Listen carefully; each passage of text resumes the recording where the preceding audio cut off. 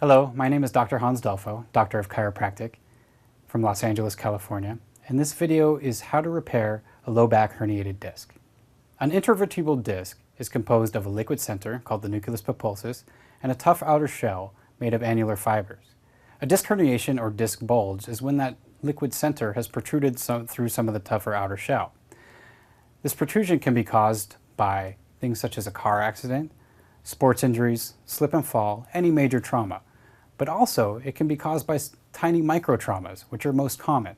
As we age, the disc can dry out and decrease in size, which makes it more prone to herniation and injury.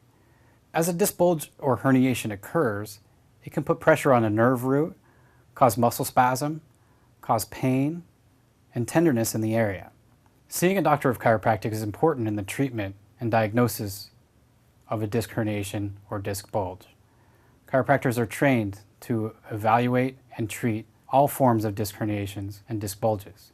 Your doctor of chiropractic may recommend further studies such as x-rays or MRIs to determine the severity or exact location of the disc herniation or disc bulge. Treatments for a disc bulge or herniation by your doctor of chiropractic may include the following: adjustments to correct any misalignments in the spine or pelvis, therapies such as ultrasound, ice, stretching, and postural corrections. One more non-surgical treatment for a bulging or herniated disc that your doctor of chiropractic may recommend is spinal decompression.